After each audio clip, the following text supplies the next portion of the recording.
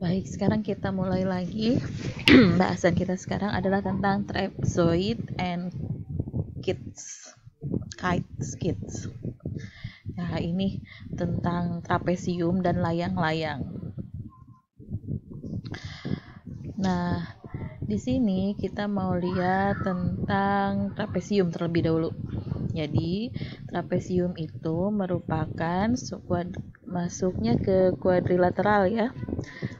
Kuadrilateral itu segi 4 dengan tepat sepasang sisi yang paralel. Jadi kalau paralelogram atau jajar genjang itu dua pasang sisi yang paralelnya, kalau trapezoid ini atau trapesium ini yang paralelnya itu hanya sepasang saja. Nah, the parallel side ini merupakan base-nya atau alasnya, alas sama atas biasanya. Yang bawah kita biasanya sebut sebagai alas, yang atas kita sebut sebagai atas gitu. Jadi kalau di sini diistilahkannya sama-sama base gitu. Jadi yang paralel ini yang kita sebut sebagai base-nya. Kemudian yang tegak ini disebut sebagai leg-nya. Kemudian trapezoid ini atau trapesium ini memiliki dua pasang sudut alas atau sudut base angles. Di mana itu? Ini sudut D, sudut C, sepasang base angles, terus sudut A, sudut B juga itu merupakan base angles. Kemudian tadi sudah dikatakan bahwa kalau trapezoidnya memiliki sepasang sisi yang paralel dan dia dikatakan sebagai base, maka sisi yang lainnya itu disebut sebagai legs atau kaki-kaki dari trapesium itu sendiri. Nah, trapesium dengan kaki-kaki yang sama itu disebut sebagai trapesium sama kaki gitu. Jadi seperti ini, isoscale trapezoid, jadi trapesium sama kaki. Kemudian kita punya teorema 614. Teorema 614 ini dikatakan bahwa jika trapesium itu adalah trapesium sama kaki, maka setiap pasang base angles-nya, setiap pasang sudut dasarnya itu adalah kongruen. Jadi kalau dia sama kaki, maka setiap pasang di sudut D sama sudut C itu kongruen. Begitupun dengan sudut A dan sudut B. Dua ini sepasang sudut yang kongruen juga. Kemudian kita punya teorema 6.15. Jika trapesium memiliki sepasang sudut yang kongruen, sudut alas yang kongruen, maka trapesium itu merupakan trapesium yang sama kaki gitu. Jadi kalau ada sepasang sudut alas atau base angles yang kongruen, maka si trapesium ini akan merupakan trapesium sama kaki. Kemudian 6.16 mengatakan bahwa trapesium adalah trapesium sama kaki, atau trapesium merupakan trapesium sama kaki jika dan hanya jika diagonal dari trapesium tersebut adalah kongruen. Jadi kalau diagonalnya sama panjang, maka trapesium ini sama kaki. Sebaliknya, kalau trapesium ini sama kaki, pasti diagonalnya sama panjang. Ini if only if ya, biconditional. Jadi biimplikasi kalau kita bilang jika dan hanya jika. Oke, sekarang kita lihat ke contoh yang pertama. Kita mau menggunakan sifat-sifat properties, itu sifat-sifat dari trapesium sama kaki. Yang pertama, PQRS itu adalah trapesium sama kaki, diketahui. Kita diminta untuk mencari besar sudut P, besar sudut Q, dan besar sudut R. Kalau diketahui besar sudut S itu 50. Berdasarkan sifat-sifat trapesium yang tadi ada pada teorema-teorema yang sudah kita bahas sebelumnya, bahwa jika kita memiliki trapesium sama kaki, base angles-nya itu, sudut-sudut alasnya itu adalah sama. Berarti yang ini 50 sama dengan yang sudut R. Sudut R itu sama dengan 50. Karena sudut R dengan sudut S itu sama-sama sudut alas. Kemudian kita lihat ini trapesium itu merupakan segi 4. Segi 4 itu yang memiliki sisi yang sejajar. Sudut S dengan sudut P itu diapit oleh dua sisi yang sejajar. Berarti sudut S dengan sudut P ini merupakan sudut yang dalam sepihak atau consecutive interior angles. Sudut dalam sepihak itu merupakan sudut yang saling suplementer. Artinya apa? Jumlah sudut S dengan sudut P ini adalah 180. Jadi kita bisa tahu bahwa sudut P itu akan sama dengan 180 dikurangi sudut S ini 50. Jadi sudut P adalah 130. Sudut P dengan sudut Q itu adalah base angles. Base angles untuk base PQ, untuk alas PQ. Nah, base angles kalau dia trapesiumnya sama kaki, maka base anglesnya sama. Jadi artinya kalau sudut P itu 130, maka sudut Q juga akan sama dengan sudut P. Berarti sudut Q juga 130. Nah, demikian kita menggunakan sifat trapesium sama kaki. Kita lihat contoh yang kedua. Ini sebetulnya nanti kalau ada analisis koordinat begini bukan bahasannya geometri ini ya, tapi geometri analitik. Kita lewat aja ya contoh yang keduanya. Nah, di sini pada trapesium itu ada yang namanya mid segment. Jadi mid segment ini merupakan atau mid segment itu garis tengah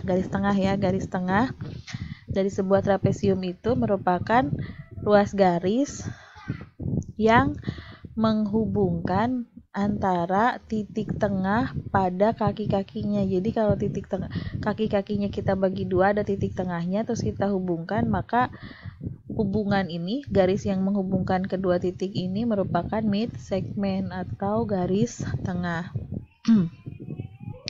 Nah, ada sebuah teorema yang terkait dengan mid segment atau garis tengah ini, bahwa katanya mid segment dari sebuah trapesium adalah paralel dengan setiap alasnya dan panjangnya itu merupakan satu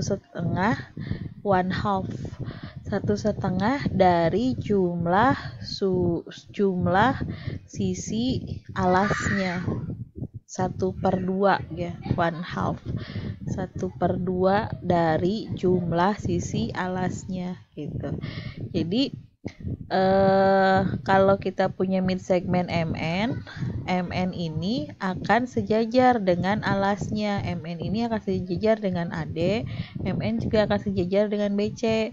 Kemudian panjang MN itu akan setengahnya dari jumlah yang sejajar tadi, AD dan BC gitu. Ini teorema 617. Nah, kita punya sebuah cake di sini katanya. Jadi cake-nya ini berbentuk trapesium sama kaki karena tinggi cake ini biasanya sama kan.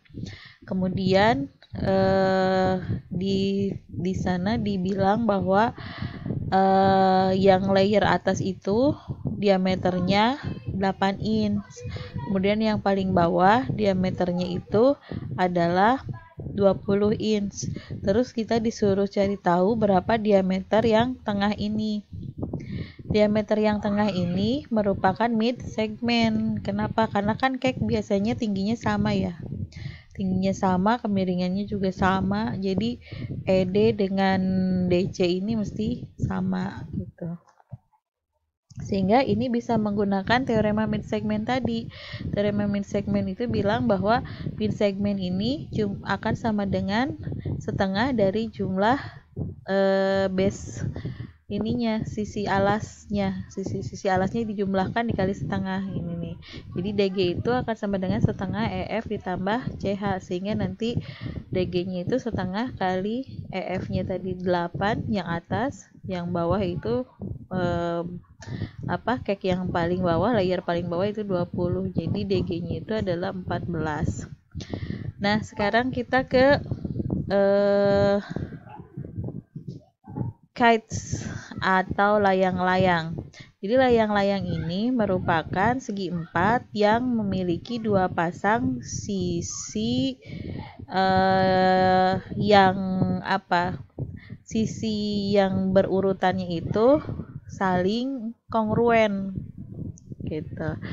Jadi kalau tadi sisi berhadapan biasanya yang di opposite yang diperhatikan. Kalau sekarang di layang-layang itu justru sisi yang konsekutifnya atau sisi yang saling berurutannya ini gitu. Nah, kemudian jadi sisi yang saling berurutannya ini kongruen gitu. Yang atas kongruen, yang bawah juga sama. Tapi yang saling berhadapan ini tidak sama gitu. Nah, itu disebut sebagai layang-layang. Terus jika ada teorema nih ya, teorema tentang layang-layang. Jika di teorema 618, jika segi 4 itu merupakan sebuah layang-layang, maka katanya segi 4 tersebut diagonal-diagonalnya akan berpotongan saling tegak lurus gitu. Jadi kalau kita punya segi 4 yang merupakan layang-layang, diagonal-diagonal dari layang-layang itu dari segi 4 itu akan berpotongan saling tegak lurus. Itu teorema 618. Kemudian teorema 619, jika segi 4 itu merupakan layang-layang, ada sebuah segi 4 yang merupakan layang-layang, maka tepat sepasang sudut yang saling berhadapan itu kongruen, akan ada tepat sepasang. Nah, yang mana? Misal ini ada layang-layang ABCD yang sepasangnya yang ini nih, AC dengan BAD dengan BCD, sudut A dengan sudut C, ini yang kongruen. Sudut B dengan sudut D tidak kongruen. Kenapa? Kita lihat segitiganya aja. Segitiga BCD dengan segitiga BAD, ini segitiga yang kongruen. Tetapi kalau misal kita bandingkan sudut D dengan sudut B, besarnya tidak akan sama. Tetapi kalau sudut A, karena segitiganya segitiga yang kongruen, akan sama dengan sudut C. Itu teorema 619. Sekarang kita mau menggunakan teorema yang tentang diagonal layang-layang. Di sini kita punya bangun layang-layang WXYZ, kemudian layang-layang itu kan diagonal-diagonalnya berpotongan saling tegak lurus ya. Kemudian diketahui bahwa si WU itu 20, terus XU 12, ZU 12, terus YU 12. Berarti nanti kita bisa mencari sisi-sisi layang-layang ini dengan menggunakan teorema Pythagoras. Katakanlah WX di sini. WX itu akan sama dengan sisi siku kuadrat ditambah sisi siku kuadrat di akar. Ini 20 kuadrat tambah 12 kuadrat di akar, itu kurang lebih 23,32. Demikian pula dengan XY. Gitu. Ini 12 kuadrat ditambah 12 kuadrat 144 tambah 144, kalau kita akarkan ini kurang lebih ada di 16,97. Nah, karena WXY ini adalah sebuah layang-layang dan sisi yang saling konsekutifnya itu akan sama panjangnya, berarti YZ ini nanti akan sama dengan XY. Kemudian WZ akan sama dengan WX. Jadi kita cukup mencari WX dan XY saja. Karena ini berdasarkan definisi layang-layangnya sendiri pasti akan sama. Yang saling bersebelahan, yang berurutannya itu gitu. Kemudian kita coba lihat angle kids gitu. Jadi sudut layang-layang di sini ada sudut yang saling berhadapan 132, 60. Sudut yang di sini tinggal berapa? Kita ingat bahwa jumlah sudut segi 4 360. Sudut yang layang-layang itu saling berhadapan ada tepat satu yang sama. Nah, jadi akhirnya kita dapat ini. Oke, part ini kita selesai sampai